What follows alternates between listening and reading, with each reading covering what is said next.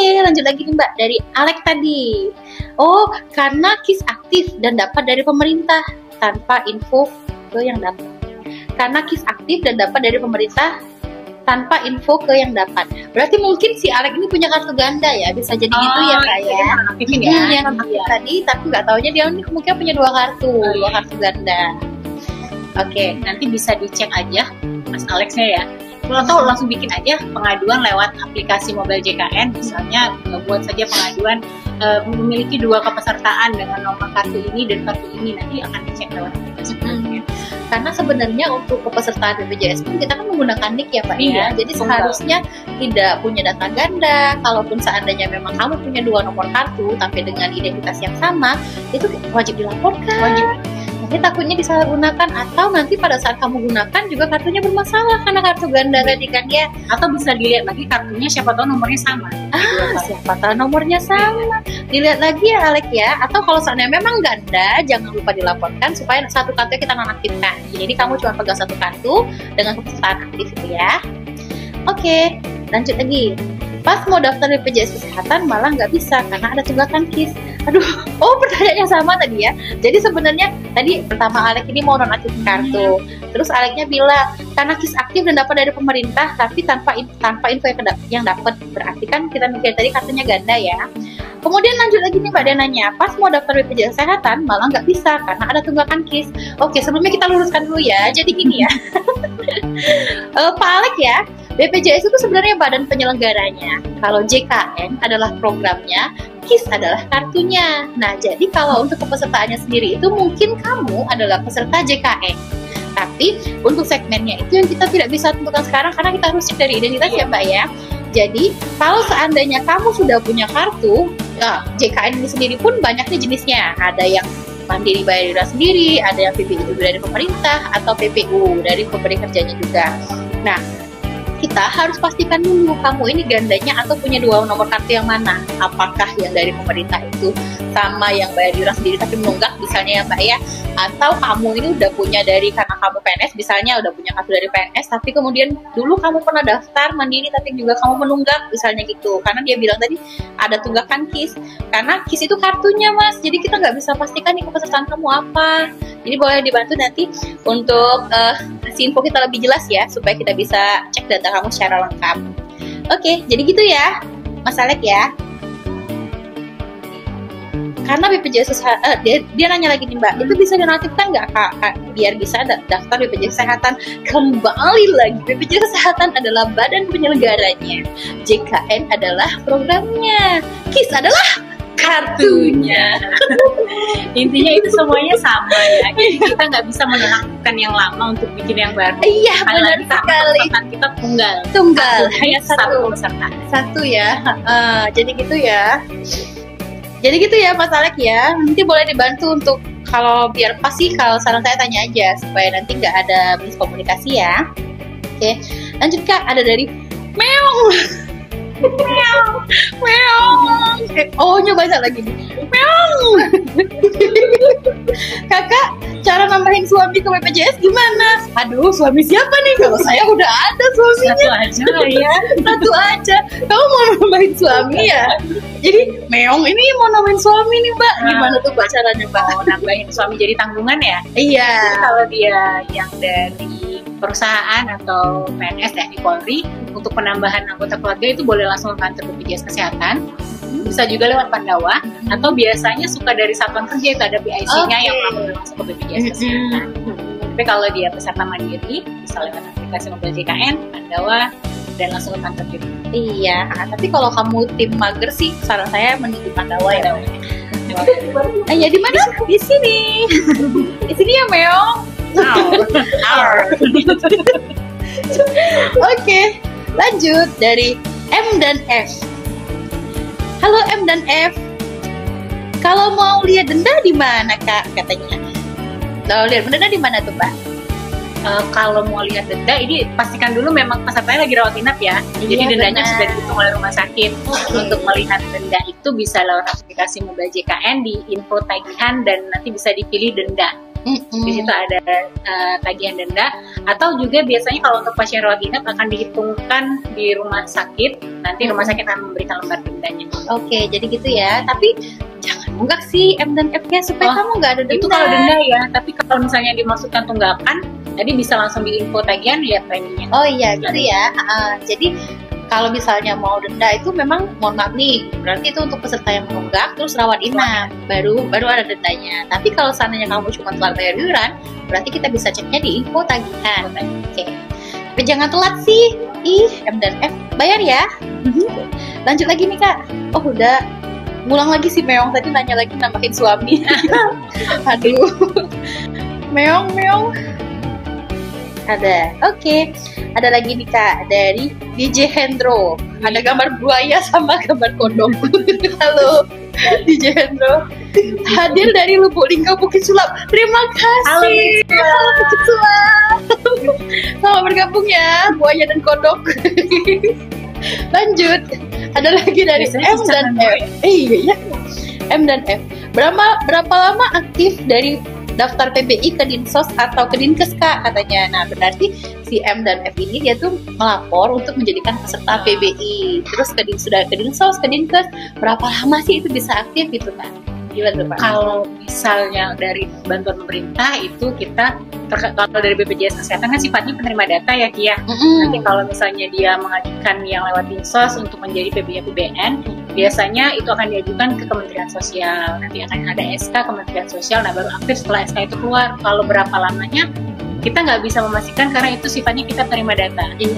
Kalau untuk dari Dinkes sendiri, Dinkes Kabupaten Kota itu kan dia punya prioritasnya masing-masing. Ada yang memang menganggarkan seluruh penduduknya terdaftar. Biasanya yang seperti itu Dinkesnya akan langsung melaporkan ke BPJS dan bisa langsung aktif kalau dia UHC prioritas ya. Kalau dia UHC prioritas. Tapi kalau misalnya dia UHC yang cut off, dia akan aktif di tanggal 1 bulan berikutnya. Dan itu terkait lagi kuota dari Dinkesnya. Kita sifatnya terima data, apa yang diajukan itu yang kita proses. Jadi kalau seandainya memang kamu sudah sebagai peserta, kemudian kamu udah mengajukan, untuk pantaunya gampang. Lewat mobile JKN aja. Mobile JKN aja ya. Jangan di uninstall. Nanti di uninstall misalnya Shopee.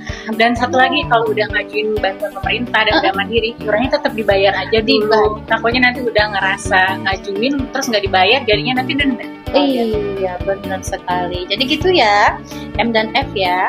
Oke lanjut dari Nurika Ika. Halo Nurika Ika. Kak, kalau ada tunggakan 5 bulan di tahun 2024, itu harus dibayar atau tidak? Soalnya ditagih terus lewat WA. Kamu Nurika Ika, gimana sih?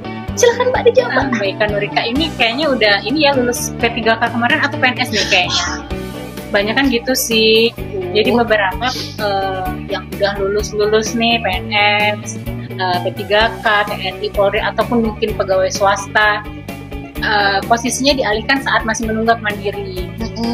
Memang waktu dialihkan jadi tanggungan perusahaan itu dia langsung aktif, tapi masih ada kewajiban ya, kewajiban saat dia sebelum dialihkan. Itu jadi tunggakannya adalah kewajiban peserta.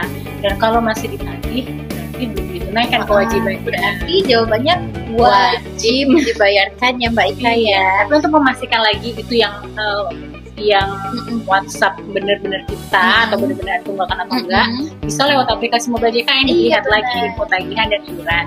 Dan ada juga fitur namanya Rehab Mbak Kiki. Benar sekali. Bisa dicicil. Bisa dicicil. Kalau nggak salah kalau untuk yang Rehab 2.0 ya, untuk peralihan segmen itu bisa sampai 36 bulan loh. 36 bulan loh teman-teman bisa dicicil. Kalau Mbak Ika biasanya makan seblak, daripada makan seblak mending nyicil tagihannya dengan lengkap. Gitu ya Mbak Ika ya. Terus tahun 2025 dibayarkan oleh perusahaan. Benar sekali tadi ya Mbak Ika ya. Jadi sesuai dengan tebakan kami. Sesuai deh, benar sekali. Padahal kami nggak lihat garis tangannya loh. Tapi kita bisa menebak loh. Hebat kan? Lanjut lagi nih dari HK22. Selamat sore Kak. Selamat sore HK22. Dari Bubu Ahmad. Halo Budu ya. Tipu. Mohon maaf tipu ya. Dari Budu Ahmad. Aduh, agak soft spoken dia, Budu soalnya. bukan satunya ya. Iya, versi gemoynya. Halo Budu Ahmad. Kak aku Wong Linggau yang kuliah di Jogja. Bodoh amat guys. Oke, lanjut. Kak aku Wong Linggau yang kuliah di Jogja. Nah untuk BPJS-nya harus dipindahkan atau kayak mana Kak, katanya kayak itu. Oh sebelumnya kami ucapkan selamat ya sudah lulus di PTN Jogja ya. Masya Allah. Masya Allah. Selamat ya, bodo amat ya. Iya, semoga kamu menjadi kebanggaan keluarga ya. Oke, itu gimana tuh Kak? Kalau mau pindah vaskes berarti si bodo amat ini. Bodo amat jangan. Jangan. Oke, sorry. Ya, jadi kan Mas bodo amat ini baru lulus nih kuliah di Jogja. Nah, kalau nanti berarti kan akan menetap nih minimal 3-4 tahun ke depan di Jogja. Kalau saran kami itu dipindahkan aja vaskesnya di sekitar sana, di dekat tempat tinggal di Jogja. Di Jogjanya ya. Pindahnya bisa lewat aplikasi Mobile JKN. Mobile JKN Nanti untuk perpindahan vaskes ini minimal sudah terdaftar 3 bulan di 3 vaskes bulan sebelumnya, dan saat pindah di bulan ini akan berlaku di tanggal 1 bulan ini. Oke, kalau seandainya pun nih si Mas bodo amat ini sakit Mbak, tapi belum pindah vaskes, itu bisa nggak tuh berobat di sana? Walaupun Bisa, dia ya. bodo amat, kita tetap bisa. Jadi bisa dibantu maksimal 3 kali berobat di vaskes di luar domisili. Di luar domisili, walaupun kamu bodo amat, tapi kalian peduli loh sama kesehatan kamu loh. Gitu ya, bodo amat ya. Kalau kamu merasa memang di sananya agak lama, sebaiknya dipindahkan aja vaskesnya. Oke, lanjut lagi dari Ersa Putra. Kak saya kayak kenal nama ini, tapi kali bukan ya, semoga aja bukan ya. Saya ada tunggakan BPJS, wah Ersa Putra ini. Saya ada tunggakan BPJS mandirinya, tapi sekarang sudah di cover sama karena sudah diangkat PNS. Apakah berlaku mungkin ya? Oke. Aduh mau ketahuan. Maaf. Halo Ersa Putra, jadi kamu itu ada tunggakan BPJS Mandiri, kemudian udah diangkat jadi PNS. Sebelumnya kita ucapkan selamat dulu ya Ersa Putra. Masya Allah sudah jadi PNS. Iya. Udah dilantik belum? Atau mau dikirimin bunga nggak sekarang? Oke, jadi dia itu udah alih segmen nih Mbak, berarti Mbak. Jadi tunggakannya itu mungkinnya udah bisa nggak atau gimana tuh dihapuskan tadi? Sebenarnya udah jawab ya tadi ya. Sama siapa tadi Mbak Rika Nurika? Iya. Mbak Rika Nurika sama nih statusnya. Jadi tunggakannya ini sebelum diangkat jadi PNS. Jadi memang waktu dia menunggak dialihkan jadi PNS, emang kartunya statusnya aktif, tapi masih punya kewajiban. Kewajibannya itu sebelum jadi PNS. Jadi tadi PNS ya. tadi. Tadi bisa dicicil. Bisa dicicil tadi kan Oke. 36 bulan ya kalau mau dicicil. Jadi memang kalau memang seandainya sudah ada tunggakan sebelumnya, setelah alih segmen tetap wajib dibayarkan ya Ersa Putra ya. Oke, lanjut lagi nih Mbak dari Dini Lisnau. Halo Dini Lisnau. Yang tadi udah ya? Oh, halo lagi lah. Halo lagi. Karena baru aktifin BPJS juga sayanya Kak. Oh, yang anaknya tadi ya. Oh, yang anaknya ini ya. Oke. Tapi pas saya mau daftarin anak-anak malah ada tulisan status belum menikah, jadi nggak bisa aktifin punya anak-anak. Oh sebelumnya nih Dini, kamu udah update kartu keluarga terbaru kamu belum? Karena kalau kita kan base-nya dari data Dukcapil juga ya Mbak ya. Jadi Mbak Dini juga harus lapor dulu ke Dukcapil untuk mengupdate data diri keluarganya, misalnya ataukah memang sudah ada kakak yang baru. Kalau anaknya sudah sampai 4 sama 6 tahun harusnya sudah ya. Harusnya udah ya, karena kalau nggak kamu kemana aja Mbak Dini? Kan nggak punya nama kalau dia. Iya. Jadi memang harus diupdate dulu kepesertaan kamu di data Dukcapil, kemudian nanti kan itu sinkron sama BPJS supaya nanti bisa didaftarkan ya. Oke, lanjut lagi. Dari Maruko-chan. Halo Maruko. Cibi Maruko. Beda ya. Beda dong. Cibi. Iya di Cibi juga. Cibi Maruko-chan. Kak mau tanya, saya sudah resign kerja dan BPJS sudah nonaktif. Cara aktifinya gimana Kak? Gampang sekali Maruko. Silakan Mbak. Kalau untuk perubahan segmen ini namanya Ki. Oh Jadi iya. dia dari Perubahan segmen peserta penerima upah terus nonaktif itu bisa berubah menjadi peserta mandiri, atau kalau misalnya kerja di tempat baru nanti langsung lapor ke HRD di kantor yang baru. Tapi kalau misalnya mau lewat mandiri bisa lewat aplikasi Mobile JKN dan Pandawa atau kantor BPJS Kesehatan. Kalau di aplikasi Mobile JKN langsung saja pilih perubahan data peserta, nanti pilih perubahan segmen. Itu nanti ikutin aja tahap-tahapnya, mudah banget, banyak petunjuknya di situ. Termasuk di Pandawa ya, nanti begitu buka chat Pandawa bilang aja mau ubah segmen, akan dikirim form nanti langsung diikutin aja kantor. Di situ ya. Jadi sebenarnya juga untuk Kak Maruko nih, kalau seandainya dia sudah nonaktif di perusahaannya, kemudian lapor lagi untuk daftar sebagai peserta mandiri, tapi jaraknya itu belum dari 30 hari atau 1 bulan dari status kartu nonaktif, itu sudah bisa langsung dibayarkan. Supaya status pesertanya tanpa masa tunggu, supaya nanti pesertanya terus aktif. Tapi kalau seandainya Kak Marukonya baru lapor nih, udah lewat 6 bulan atau lewat dari 1 bulan ya dari perusahaan yang lama saat nonaktif kartunya, kalau daftar sebagai peserta mandiri, dia akan ada waktu tunggu ya Mbak ya. Sayang banget, waktu tunggu 14 hari. Takutnya ini semoga aja enggak ya. Takutnya selama 14 hari itu Mbak Dininya sakit. Terus gimana dong? Itu juga bisa. Karena kita sekarang kalau misalnya pesertanya lagi sakit atau nggak mau kena masa tunggu 14 hari, itu kalau dari Pandawa kita daftar ada pilihannya tanpa masa tunggu. Dengan catatan membayar iuran sejak dia nonaktif ya. Itu tanpa masa tunggu 14 hari. Jadi iurannya akan terhitung sejak dia nonaktif dan langsung bisa dibayar dan kartunya langsung. Asalkan yang bersangkutan bersedia. Ya. Dibaca lagi ya formnya kalau lagi daftar lewat Pandawa. Oke. Nah, sebenarnya kurang care apa lagi sih? Sayang banget loh sama kamu loh. Gitu ya Kak Maruko ya. Lanjut lagi nih dari Nurika Ika tadi Mbak. Seandainya mau bayar tunggakan pakai rehab di tahun 2024, tapi tahun 2025-nya masih tanggungan perusahaan, tetap bisa dong. Bisa banget.